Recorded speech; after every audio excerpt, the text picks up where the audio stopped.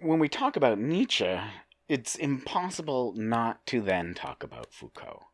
Foucault is probably, of all the French thinkers, the most closely related to the work of Nietzsche.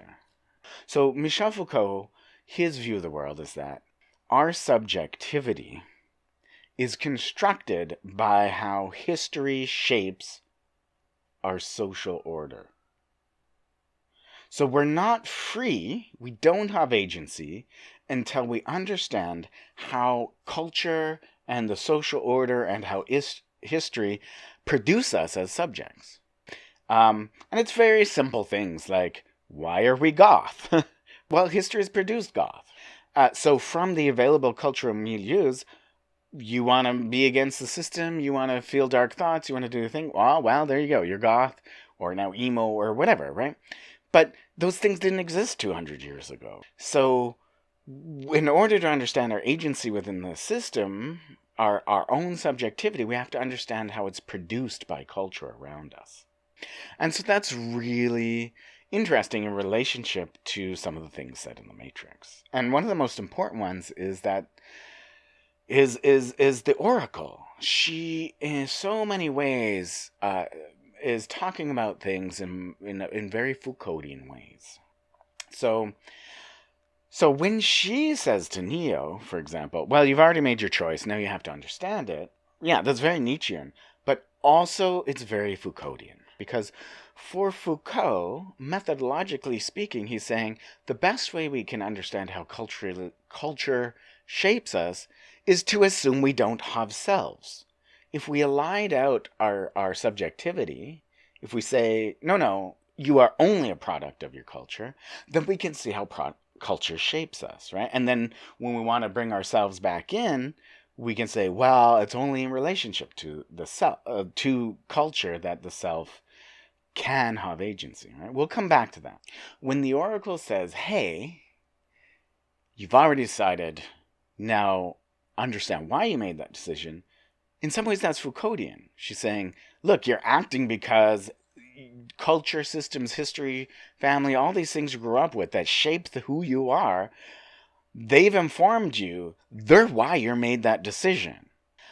Now what you need to do is to understand why you made that decision, right? Understand how culture shaped you to make you want to decide in the way that you did. These systems shape everyone, every one of us. The question of our trustworthiness, our authenticity when culture is producing our subjectivities is all up for question. So even though the Oracle is a machine, even though she's compromised, so too is Neo. We're all compromised. We're all complicit in the system. We all have cell phones, and our cell phones cause innumerable deaths around the world and so much suffering, but yet we all still need our cell phones. This really helps us understand something that is a sort of a red herring within the Matrix. One of the characters in the Matrix says, as long as the Matrix exists, the human race will never be free. This is actually a misreading. This doesn't understand what's happening in the Matrix. So this is sort of a red herring set up by the Wachowskis in order to distract people, right? This is the idea that we often hear people saying today, oh, everybody's sheeple, you're all sheeple, you're all, the wolves pull over your eyes, right? You're all taking the, blue pill, right? But in fact, that's totally inappropriate because the person who's saying that, the only reason they're saying that is because their subjectivity is constructed for them to want to think they're authentic people. So they too are sheeple. They too have taken the blue pill. Everybody is complicit. If you don't think you're complicit, you're deluding yourself, and thus you're just playing into the system. We all are complicit. So the question is to understand how we're complicit and in what ways we want to engage with our complicity. How do we want to transform the way we relate to the social structures around us? That's where real agency is. This is a really interesting question, and this can become a fundamental way of analyzing the Matrix. So, for example, when Neo enters into Smith and blows up Smith, this is a kind of relational engagement with Foucauldian philosophies. Here, Neo stands for the individual, and Smith stands for society. Neo blowing up Smith is like saying, I can change the system from within.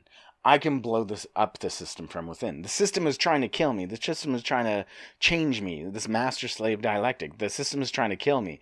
Instead, I'm going to enter the system and change it from inside. I'm going to blow it up from inside. This is where sort of the Matrix ends, right? When Neo's flying away, he's saying, haha, I've gamed your system.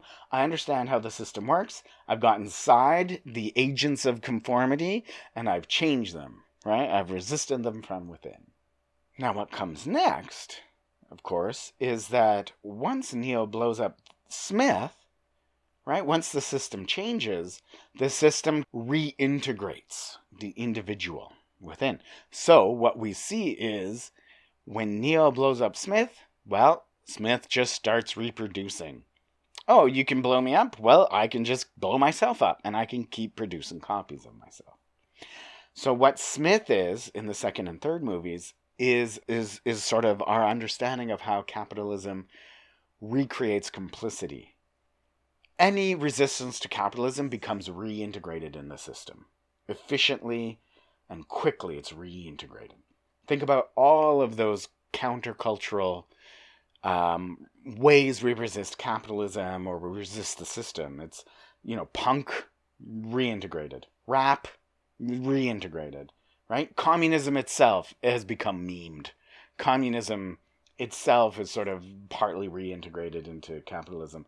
The idea of resistance itself is now part of capitalist system. Our identities become, I resist capitalism, but how do we do that? Identity itself in capitalism is a way of branding and engaging with brands and so forth. So Smith becomes this notion of capitalist complicity. In Foucauldian analysis, Smith is an interesting figure. Smith is late capitalism. But we can analyze Smith all sorts of different ways. So, for example, in this Hegelian binary, as Jean-Paul Sartre, he wrote Nothingness and Being, and he says, there's this duality between nothingness and being. Well, in a Sartrean analysis, Smith is nothingness and Neo is being. Or, for example, we could also analyze that maybe the human-machine dyad is being. It's like humans are, machines are, they're in this dialectical struggle. And Smith comes to threaten that with non-being. Smith, in many ways, is the representation of the lack of meaning and how we need Smith in order to find meaning. In order to really find meaning at the end of the third trilogy, we need this oppositional foil. So from a Foucauldian analysis, the Matrix cannot end on the first film because there's no change in the system. Neo just becomes someone successful in the current structure. It doesn't change the status quo, doesn't explain it, doesn't transform it. It's just like, haha, I can fly.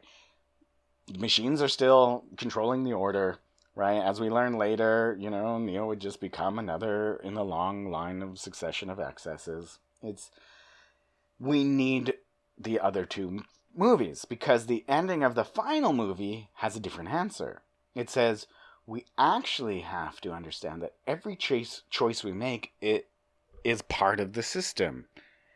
So when we know ourselves, right? When we know thyself, that it's because we know how the system works, how the system shapes us.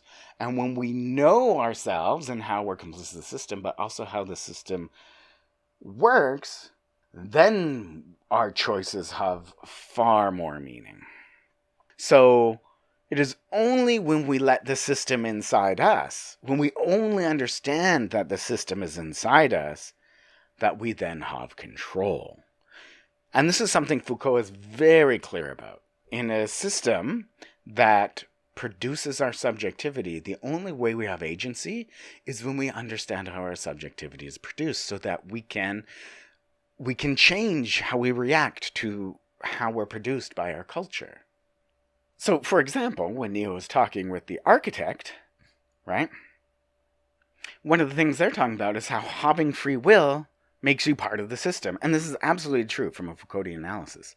The idea that we're autonomous, willed, rational subjects is actually something produced in the Enlightenment that we think about ourselves, right? It's the exact same thing as, say, a Freudian analysis, right? A couple hundred years ago, we didn't think we had an unconscious or a subconscious, but now that's actually who we are. That's part of our subjectivity. Our culture has created the unconscious within us, and now we all accept it. Same way as we all accept we have free will, right? Just the way we talk about it, the way we describe it, etc., etc. This is something the system itself produces in us. A perfect example is the supermarket. The supermarket gives us freedom of choice, right? We can choose from all of these different things. But it's a constrained choice within the system.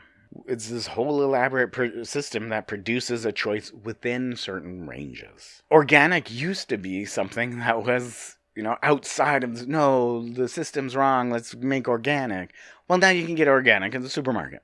When we look at how the cinematography in the movies shows us how the Matrix works, it basically says that when we can see the coding beneath the Matrix, we can see both how complicity and resistance is organized by the system, right?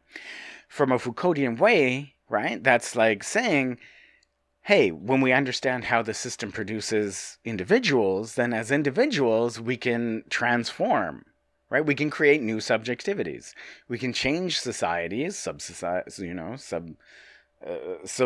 social groups to create new ways of being, right? And that's freedom for Foucault, right? Freedom isn't, I have free will. No, that's not freedom, right? That's the system telling you have free will and covering over the fact that you're produced by the system. Real agency is saying, hey, this is how I'm produced. This is why I'm conservative or liberal. This is why I'm Christian or Buddhist or atheist. This is why I believe in free trade or I believe in communism, right? This is why I like Coke over Pepsi. All of these things are just produced. They're given to us. Sure, it seems like free choice, but it is only really free choice when we understand how it's determined for us by the system, this range of choices, right? So this is where the free will determinism debate that we used to see in philosophy, like nobody takes them seriously in philosophy departments anymore. This debate is done, and people like Foucault has blown them up. But when we see how the system works, then that's when we get agency. And so this is really interesting. This is where Neo stands in for that possibility. When Neo understands how the Matrix works, our agency, he bends the rules. Neo has to become a new form of subjectivity in order to really change how the system works. And this is that discussion between the architect and Neo, right? The architect's like, hey, you have free choice, you decide. And Neo's like, I'm going to decide something new that nobody else has decided. This is a new form of subjectivity.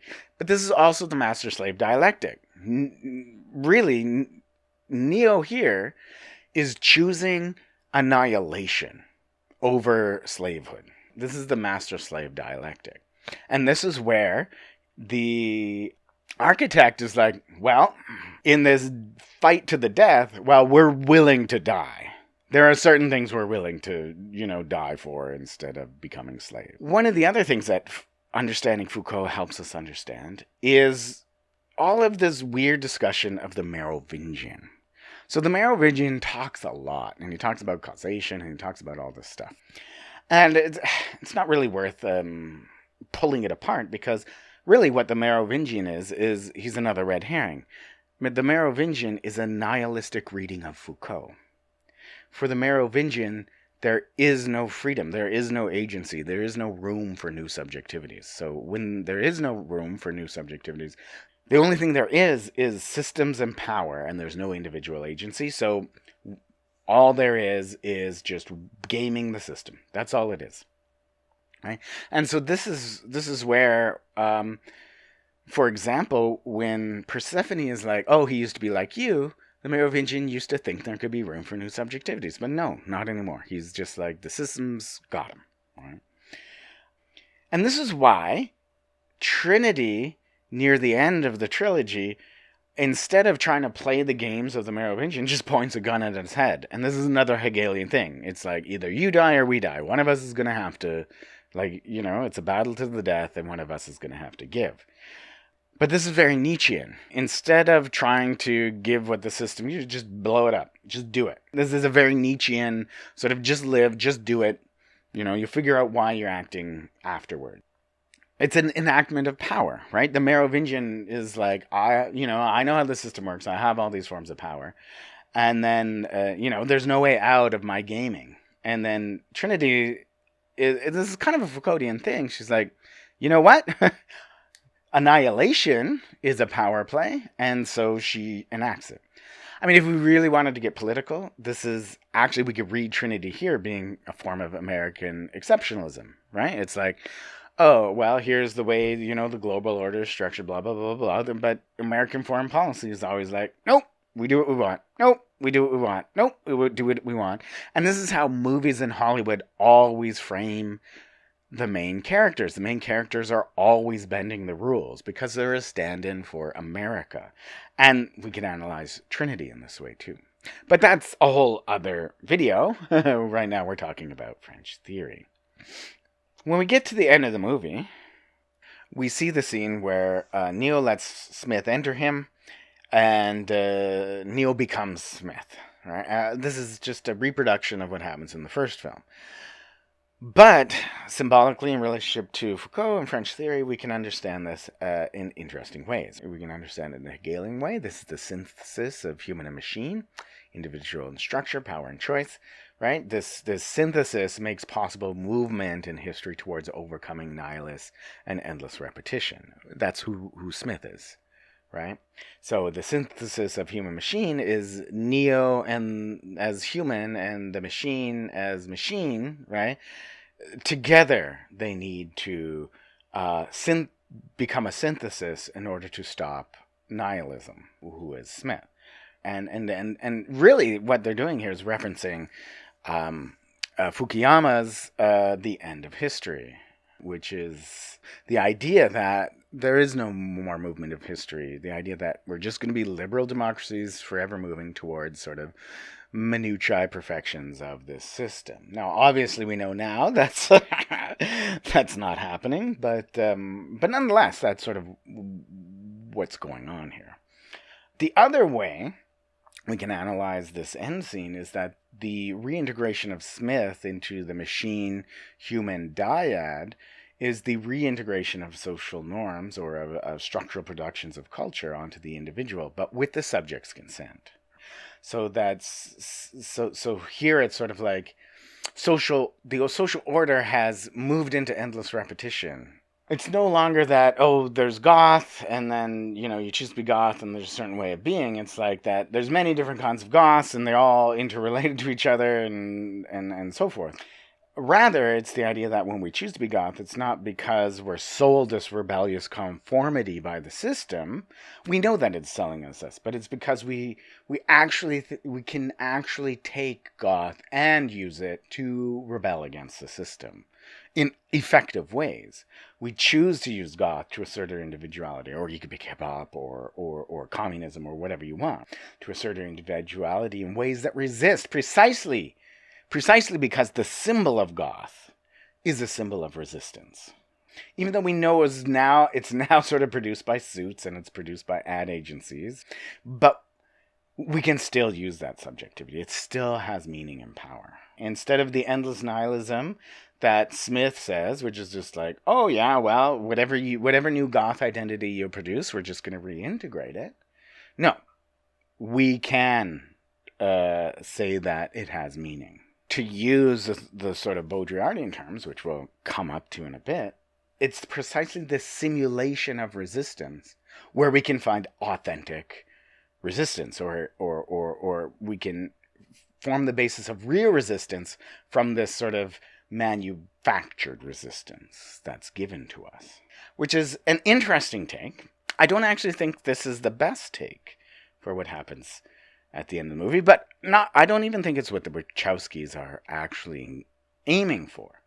For me, I think the Wachowskis really come down on a sort of Sartrean existential answer to the question that Smith provides. So for Sartre argues that existence precedes essence. It's sort of taking off the Nietzschean sort of we act and then we interpret it later, but it's more for Sartre the idea that all of the meaning we built into the world is just something we built. It's not there outside of us. We humans, we create meaning. But that's us after the fact. What happens first is that we exist. There's no meaning external from the meaning we choose to give to the world, we choose to impute into the world.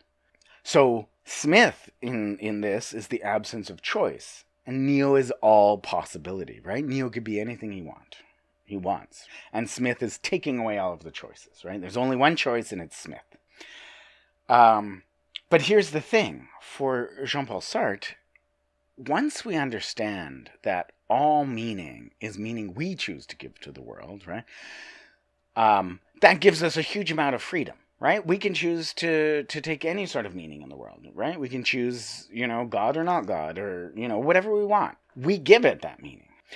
But with that freedom comes a grave responsibility for Sartre. And this is a heavy responsibility. And it's the idea that every choice you make means you're excluding the possibility of an infinite number of other choices. So, let's say you decide to become a doctor. Suddenly, there's thousands of other jobs you've precluded. You're never gonna be able to do them. Every single choice we make has this responsibility, and this responsibility is deep and it's hard. It's hard to make those choices. It's only when we understand that every choice is our construction of meaning and then precludes all sorts of other constructions of meaning, it has that grave responsibility. It's only when we understand that do our actions become authentic for Sartre. And this has many consequences. Right? So for Smith, at the end, right, this Sartrean analysis helps us understand why Smith is asking the questions he's asking. Why, Mr. Anderson? Why? Why? Why do you do it? Why? Why get up? Why keep fighting? Smith is asking Neo, basically, where and why do you find meaning? Why do you keep getting up? Do you understand why you believe the things that you do? What are you doing? And this is where Neo says, I'm doing it because I choose to.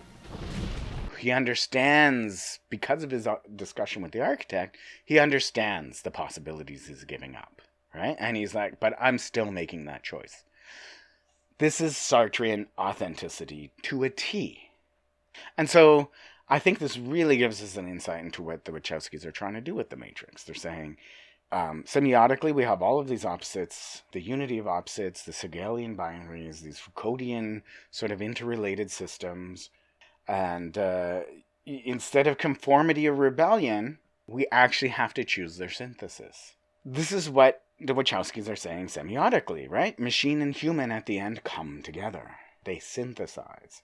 Conformity and rebellion synthesize with Smith and Neo.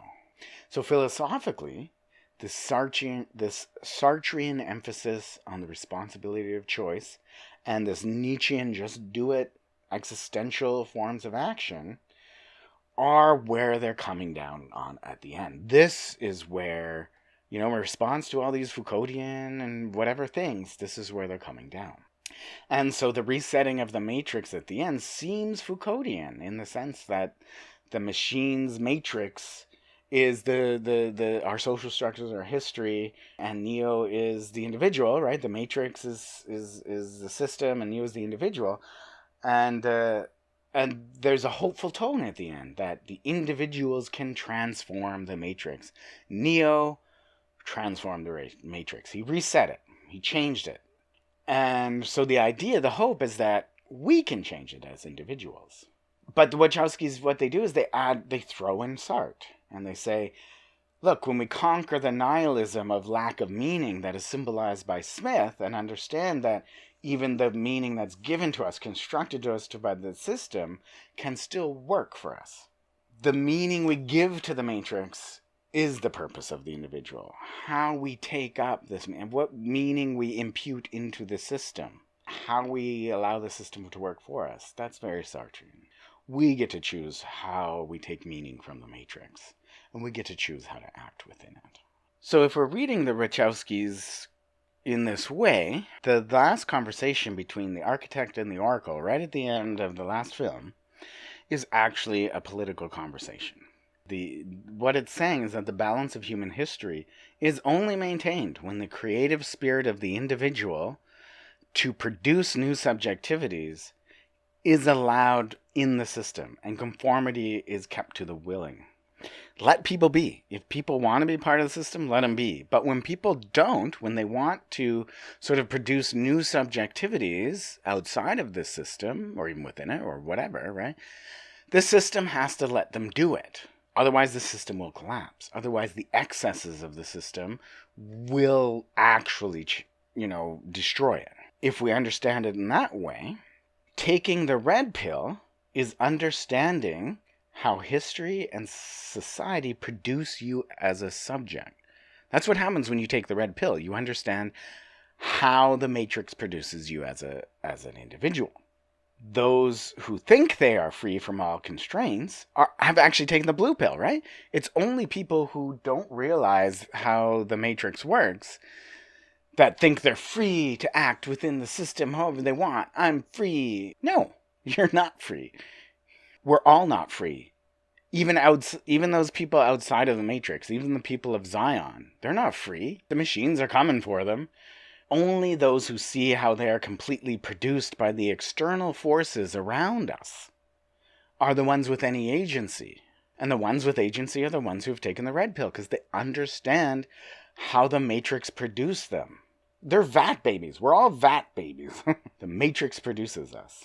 What's super fascinating about this analysis is that all those people who claim a red pill identity on the internet or in their subjectivity. So like there's whole Reddit groups where they identify as red pillars. There's red pill websites. There's whole cultures saying, oh, we took the red pill. They include Redditors, incels, pickup artists, and all sorts of, the manosphere it's called, or various misogynists. They all say they've taken the red pill. But in reality, they've taken the deepest of the blue pills. All the edgelords and hippies who want to live off the grid. All those people who want to, I'm just leaving the Matrix, I'm just going to go dance in Zion. Those people are not helping the people in the Matrix. They're not taking that responsibility. So in fact, they're allowing the systems of power to just be even more effective. So the deep irony here is that those people who claim this red pill ideology are actually taking up the ideology of the Wachowskis, who were producing this film before they transitioned, but as philosophically radical trans women. So the red pillars are asserting a deeply reactionary status quo, anti-trans and sort of gender essentialist understanding that is completely antithetical to what the Wachowskis were saying when they're saying, take the red pill. The more that red pillars say, oh, I took the red pill, is the more they're actually blue pilling. They are no better than those who happily go along with what society tells them. They're no better. Because it's only within the Matrix. It's only when you understand how social structures produce subjectivity that we, as Neo, can save ourselves and others. Right? These blue pillars are actually more like Cypher. And they're so interesting for that. When we look at Cypher in the Matrix, his semiology is deeply misogynistic, just like these so-called red pillars. Nonetheless, all of this tells us that it's only through the collective action within a society, taking responsibility for transforming it, first within ourselves, and then through living that truth with others, is a better future possible. That's what the end scene between the architect and the oracle tells us in the Matrix. The only way towards peace is allow for the new, for all of us Neos to change everyone, to change us, or at least make space for those of us who want to be neos to be free. But that's not the final analysis. It's a very good analysis, and I think it really explains a lot about the Matrix. I think that's really what the Wachowskis are going for. But if we want to take this analysis one step further, we actually have to look at the work of Jean Baudrillard.